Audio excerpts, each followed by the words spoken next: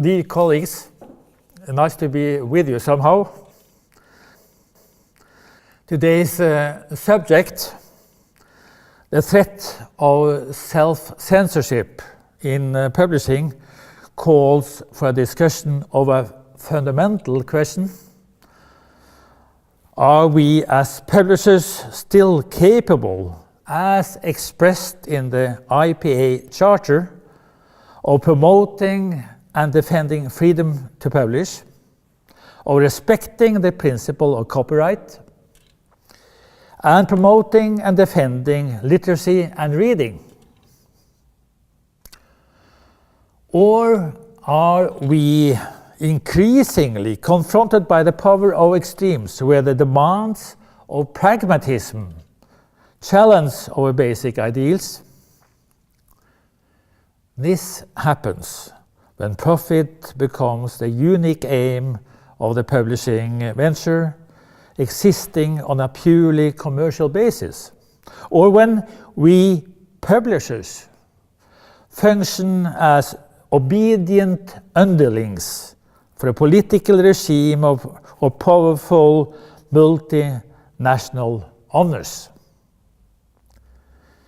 In these cases, self-censorship and the chilling effect are inevitable, and our business itself becomes a threat to our ideals.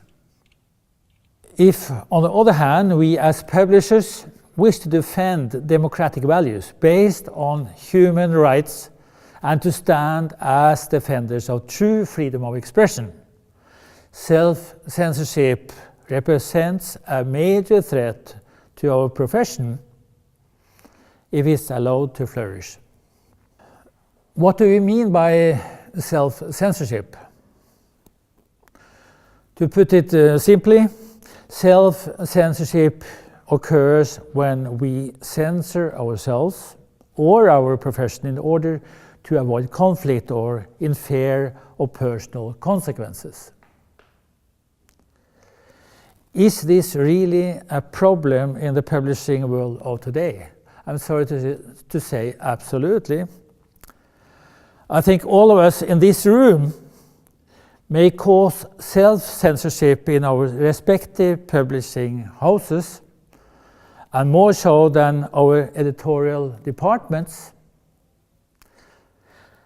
That is why it is a fundamental task for this Congress to strengthen our awareness of this phenomenon. An increased understanding of what is at stake will make it possible to work against self-censorship, to banish it, and turn it into a taboo for every publishing house subscribing to the fundamental rights of publishing. How does self-censorship arise? The fields of conflict are manifold. Religious and cultural diversity sharpen latent differences, of course it does. Superficial political correctness may make us too cautious.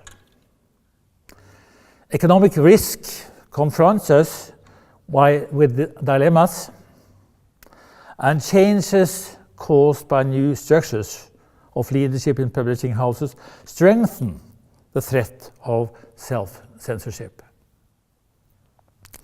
It is not just fear or the pressure from outside, a Rushdie fatwa or a Charlie Hebdo, that can function as triggers. The way we work as publishers is just as important. In other words, the threat of self-censorship in publishing manifests itself on two levels. Internally, treated by ownership politics, the values held by leaders and working methods. Externally, triggered by fear or pressure caused by religious, political or cultural elements. In the following, I shall focus mainly on the first of these two elements. How today's owners, boards and managements confront these challenges. What changes in publishing structures and recruitment increase the danger of self-censorship? Are we in the situation where self-censorship has become the elephant in the room of today's publishing structures, the taboo that we never mentioned?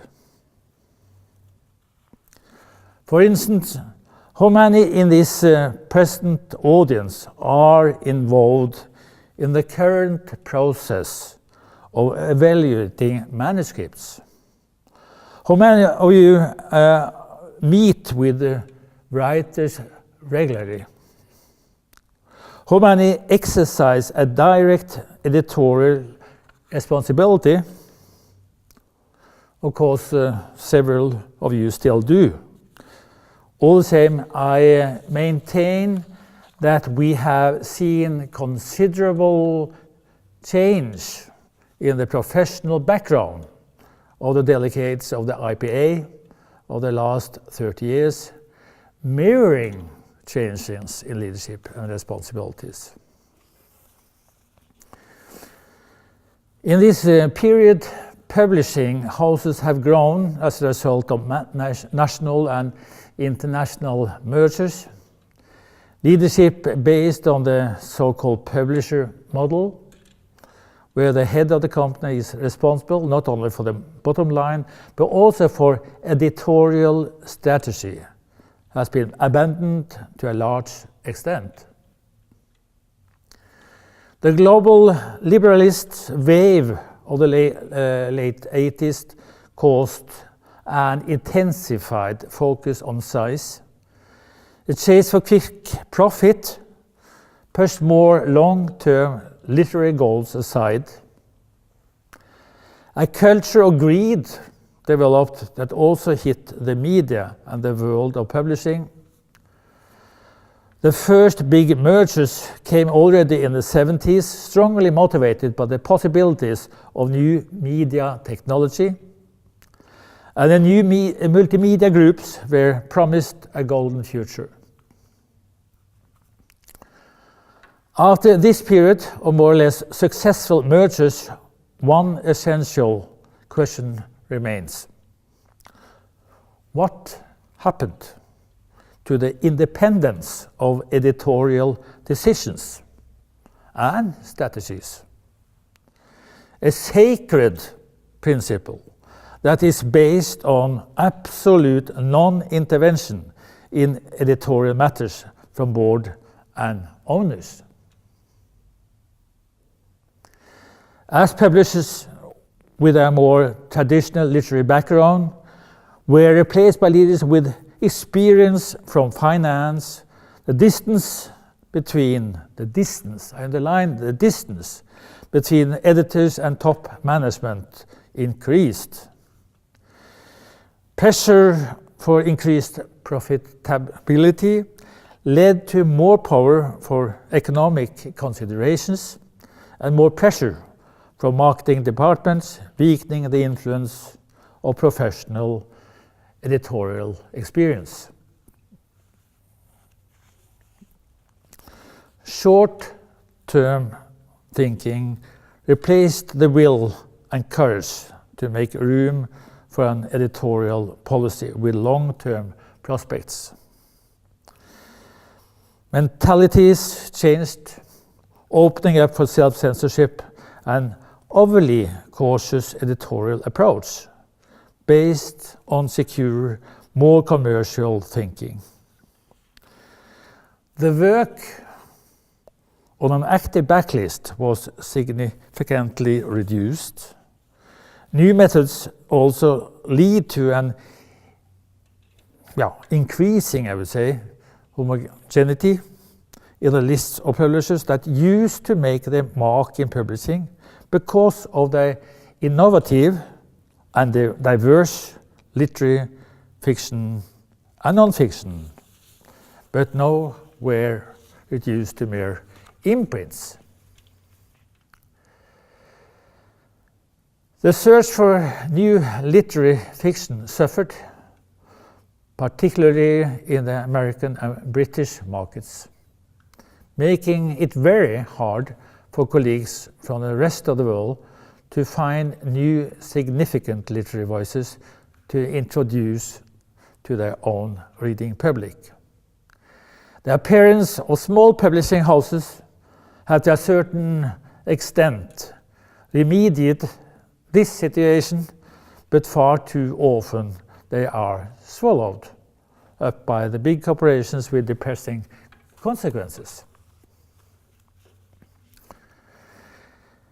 The new structures also affected the rights situation. Publishing houses concerned because of the developing of rights sales, particularly in the Anglo-Saxon countries, realized that they had to explore and secure new avenues for maintaining their own rights and those of the writers. The writers and their organizations demanded it, and the pressure caused by an increasing number of big competitors made it necessary. In my country, in Norway, the Publishers and Writers Organization negotiated a groundbreaking standard agreement in 1990 together. This agreement secured a standard royalty scale of the authors, a scale for royalty.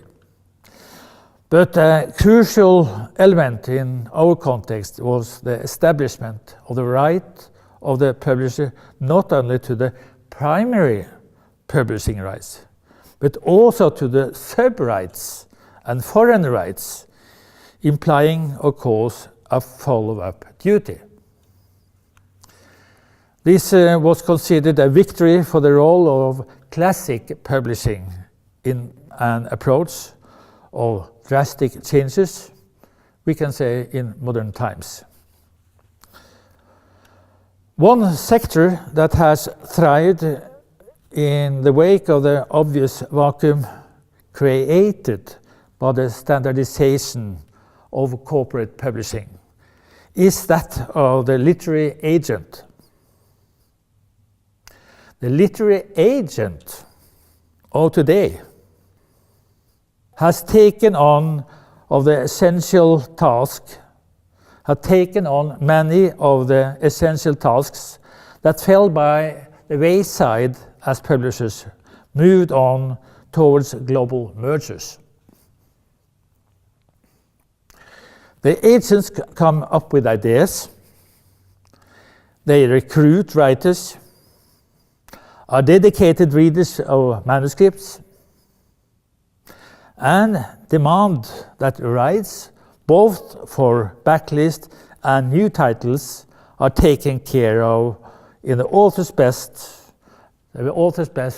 interest on a literary and professional as well on an economic level.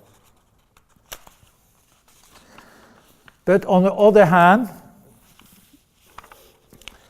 their activity has meant increased economic pressure on publishing houses, which have to spend heavily on buying rights instead of handling and developing them themselves.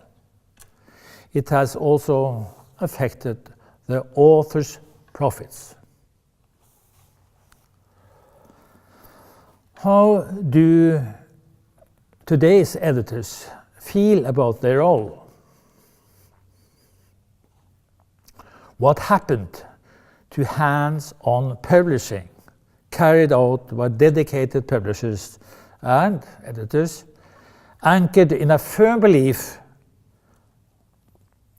in the importance of long-term strategy, taking care of their authors and enabling them to flourish, building a strong national literary tradition, and also in due course bringing about financial success. What many publishers have refused to acknowledge in the 30 years or so that are now behind us is the fact that for the publishers, the ideal purpose of taking on our share of responsibility for the developing of our respective societies and guaranteeing freedom of expression is the very key to profit, if measured properly.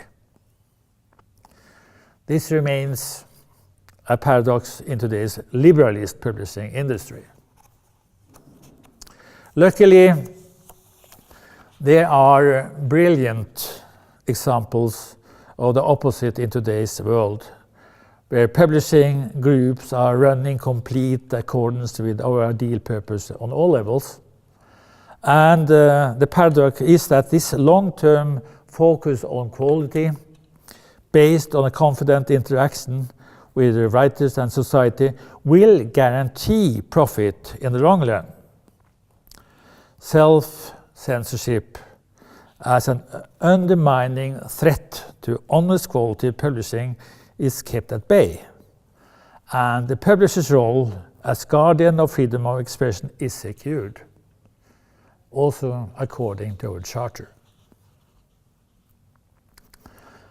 As stated in my opening remarks, self-censorship is based on fear and leads to the chilling effect. Fear, perhaps, of economic risks, fear of reprisal, such as the threat of losing your job, or being demoted, or being passed over for promotion. Self-censorship may be triggered by fear of standing out, of leaving the safety of group consensus, of not being politically correct. This is definitely a dilemma in the Nordic affluent societies. Fear may be triggered by rules of law concerning defamation or blasphemy. The law against this has abolished in Norway, by the way. Or by hate and racism. Despite all this, what keeps a publisher going is firm belief that the ideal and the creative dimension of publishing outweighs personal risks. But fear may also spring from the other threats in authoritarian regimes. The pressure of political power and public persecution of a publisher remains a frightening dimension.